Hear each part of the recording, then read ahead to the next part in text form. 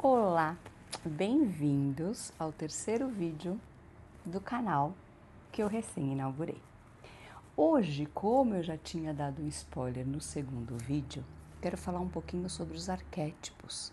Então, são essas energias que todos nós temos dentro de nós, muitas inconscientes, ou seja, a gente não percebe muito a movimentação e a atuação dela dentro da gente, mas que todos carregamos em nós.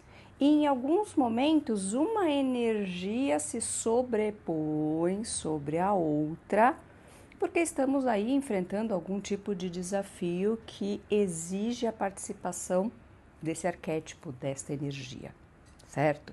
Porém, todo arquétipo, e na verdade todos os símbolos que existem, eles possuem duas características: a característica luminosa e a característica sombria. Só que nós não devemos afastar as características sombrias das coisas. O que a gente precisa é integrar. Integrar o que é luz, o que é positivo, com o que é negativo e sombrio. Porque a partir do momento que existe esta integração dentro da gente, realmente a gente se fortalece, a gente se engrandece, a gente participa mais ativamente do processo de autoconhecimento e segue a rota como tem que seguir, de uma maneira saudável, de uma maneira fluida, de uma maneira leve. Mas voltando aos arquétipos, o que hoje eu quero falar com vocês? Eu quero explicar um pouquinho por que eu trabalho aqui no consultório com 12 arquétipos específicos e no jogo do Mokshapatan, que é o que a gente vinha falando no vídeo anterior, ele vai se utilizar dos arquétipos, que eu estou com eles aqui na minha mão depois para vocês verem, a gente vai falar um pouquinho de cada um.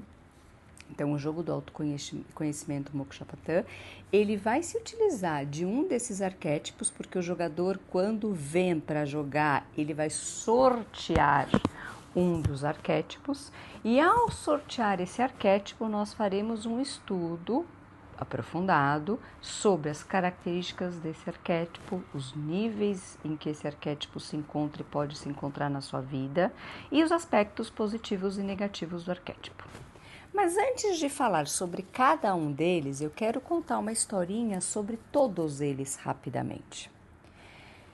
Tenho certeza que vocês já devem ter ouvido falar e provavelmente já devem ter visto muitos filmes que aparecem isso. O que, Tati? A jornada do herói.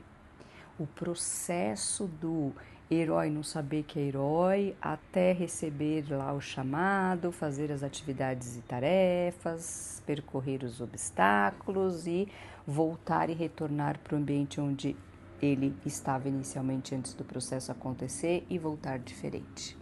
Então, os arquétipos que eu trabalho no consultório, os 12 arquétipos, eles na verdade são aspectos e partes de toda essa jornada do herói ou da heroína. Então, nós temos 4 arquétipos na primeira fase da jornada, que é a fase do chamado, onde este herói ou heroína, ele vai receber um chamado e perceber que ele vai precisar mudar, que não dá para ele continuar na vidinha que ele estava antes. E que mesmo que ele teimoso, porque a gente às vezes é muito teimoso, a gente continue na vidinha, a gente não se sente mais feliz, a gente não se sente mais completo, porque algo emana, algo exige da gente uma postura diferente, um olhar diferente, um movimento diferente. Então, 4 primeiros arquétipos nesta primeira fase do chamado. Depois que o chamado é atendido pelo herói ou heroína, ele vai realmente viver o desenvolvimento do herói, que é quando a gente diz que ele vai para longe da vila, da tribo, da cidade que ele está, para poder enfrentar os desafios. Mas olha que interessante, ele vai para longe da onde ele mora para enfrentar os desafios, quando na verdade também ele vai para dentro dele se autoconhecer e conseguir enfrentar os desafios e passar por todos os obstáculos. Então, é uma lei universal que a gente diz: o que há e o tanto que há em cima, há embaixo, tanto que há dentro, há fora. Vamos pensar numa árvore, inclusive essa árvore linda de bambu que tem aqui atrás de mim. Eu só consigo crescer mais e mais e mais se eu tenho a minha raiz muito bem estruturada e solidificada embaixo da terra. Então, ao mesmo tempo que este herói, neste processo que ele vai fazer todo, de autoconhecimento, de exploração e de também batalhar com o inimigo, com o que está fora dele, é, na verdade, vivenciado como um processo de integração das sombras, aonde ele tem as suas forças e vai arregaçar as mangas para lutar contra o inimigo, contra essa ameaça que está surgindo. E depois que ele consegue, ele volta para o lugar da onde ele veio, mas ele volta diferente, o que a gente chama de uma oitava superior. Então ele volta mais armamentado, ele volta mais instruído, ele volta com um processo de autoconhecimento e de expansão de consciência muito maior, tá? Então eu tenho 4 arquétipos no início, que é esse chamado, 4 arquétipos neste momento que a gente chama de processo mesmo, da jornada, e 4 no retorno, 4 arquétipos no retorno, quando então este herói ou heroína volta com inclusive algo diferente para poder entregar para sua equipe, para sua tribo, para sua cidade ou para onde quer que ele volte. Então vamos falar dos 4 primeiros, que é exatamente essa primeira grande fase do chamado. Então, primeiro nós temos o inocente. O inocente nada mais é aquele que acha que está sempre tudo bem, que não existe ameaça, que não existe problema. Então ele, pega na mãozinha das pessoas que ele confia, pode ser do pai ou da mãe ou de quem ele confia, e ele segue o fluxo através do movimento do outro, porque ele ainda não estruturou dentro dele mal, bom, negatividades, positividades. Então, para ele, ele é um inocente, tá tudo bem, é tudo tranquilo, nada vai acontecer comigo. Depois nós temos a vítima. Então, quando ele percebe que algo tem que ser mudado, e a gente, quando percebe que algo na vida tem que ser mudado, muitas vezes a gente não muda. A gente fica numa postura até regressiva de queixume, de reclamação, de vitimização. Por quê? Porque a gente quer continuar naquilo que é familiar. Mas aquilo que é familiar chega algum momento na vida da gente em que precisa ser revestido, que precisa ser transformado, que precisa ser despido para o novo chegar. Então aqui a gente costuma muito dizer uma coisa que eu adoro e falo muito com os pacientes quando a gente percebe que eles estão neste nível, né? É o famoso tá na merda, mas tá quentinho. Então, enquanto eu sinto que eu estou quentinha, que eu estou confortável e acomodada, talvez eu não queira mudar. Mas na hora que eu recebo o chamado, na hora que eu recebo aquela tem que mudar, senão você não vai ficar bem, senão você não vai explorar as novidades, senão você não vai crescer e não vai se desenvolver e essa sensação ruim vai continuar dentro de você, significa que a merda ficou tão maior do que o quentinho e confortável e aí você é obrigado a mudar. E na hora que você é obrigado a mudar, você precisa ter todas as suas forças de herói, de guerreiro e guerreira para poder realmente entrar nessa nova empreitada. Então é a hora que você tem que sim olhar as suas virtudes, os seus pontos positivos, para realmente ir atrás daquilo que a gente pode ainda não saber o que é, mas a gente sabe que precisa se movimentar, que precisa ir para frente, para ter a certeza de que algo na frente vai acontecer e vai mudar a minha sensação ruim que eu estou atualmente. E depois nós temos o caridoso, que é quando, depois de reunir todas as suas forças, depois de saber todas as suas virtudes e pontos positivos, você olhar com amor para o seu processo, para a sua jornada, para o seu autodesenvolvimento. E com amor, quando a gente olha para a gente com amor, a gente também consegue olhar o mundo com amor e entregar este amor. Qual que é o cuidado aqui do caridoso? É que muitas vezes este amor acaba sendo desviado de maneira errada ou doado de maneira errada. Porque o caridoso, ele tem um amor maravilhoso dentro dele. Só que negativamente falando, ele precisa tomar muito cuidado para não se doar demais e se autoanular e esquecer dele mesmo. Porque a gente diz que quando a doação é automutilação, isto já não é mais um processo saudável, certo? Então eu não posso ajudar o outro em prol do meu prejuízo, porque se alguém está saindo prejudicado com esta ação, é porque a ação verdadeiramente não é saudável e nem positiva. Então fiquem de olho nos processos de vocês, nos relacionamentos de vocês, para vocês entenderem isso.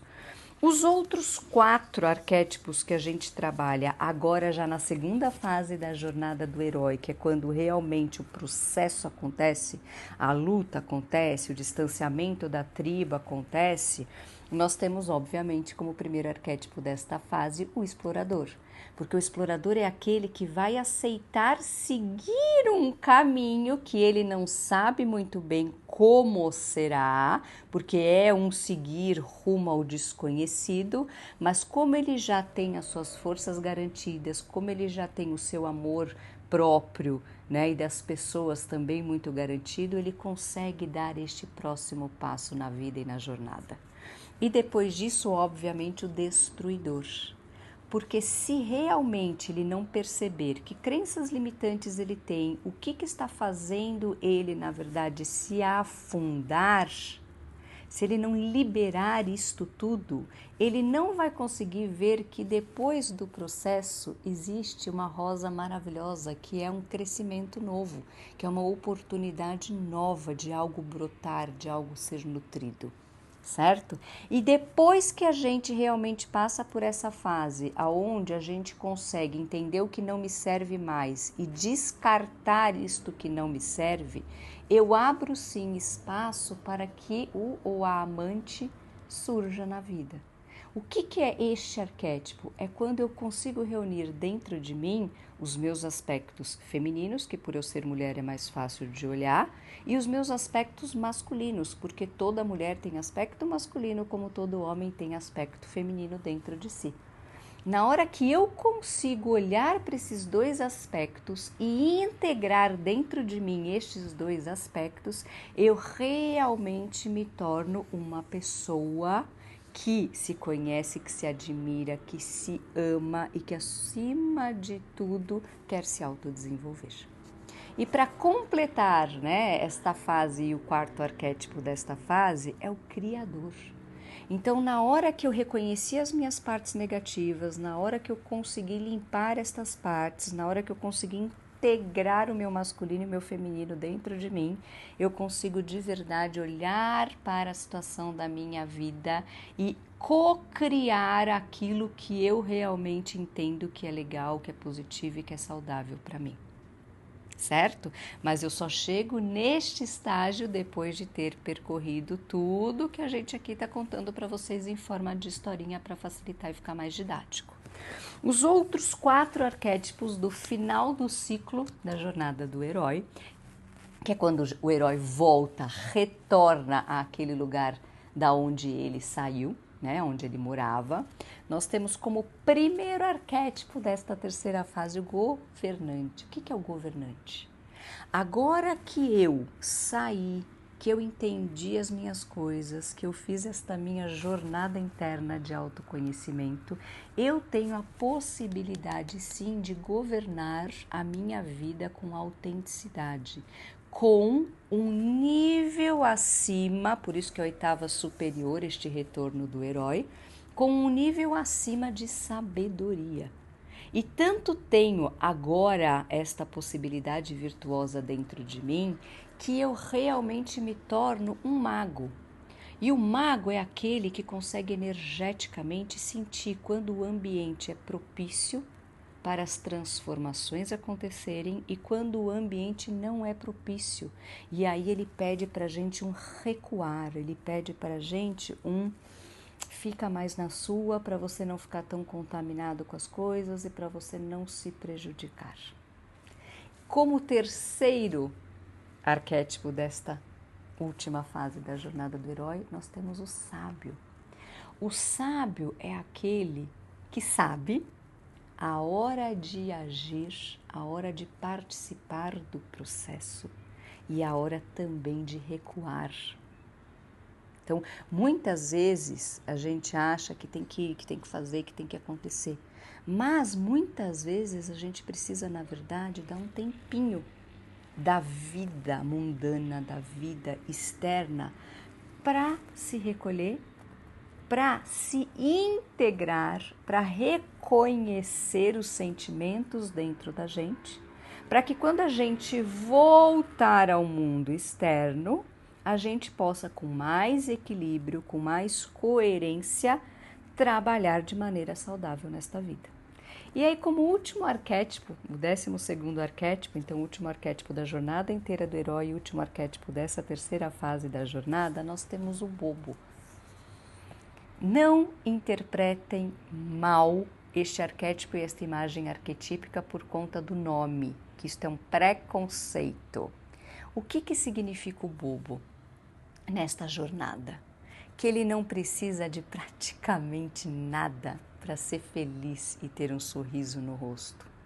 Que ele próprio é muito independente no sinal positivo da palavra e segue a jornada dele com leveza, até com uma felicidade implícita. E que além dele não precisar de muita coisa na bagagem para ser feliz, isto eu falo até para os acumuladores de plantão que existem, conhecemos tantos, ele também, olha que fofo, ele leva a sutileza da rosa na mão, que é uma imagem e símbolo poderosíssimo de beleza, mas não devemos também nos esquecer que tem os espinhos para defender esta flor tão maravilhosa e tão frágil. Mas ela é frágil na pétala, mas ela é muito forte nos espinhos. E até chegar à pétala, a gente vai percorrer o caule, que é onde estão os espinhos. Então, o que ele quer dizer com isso? Que a jornada não é fácil.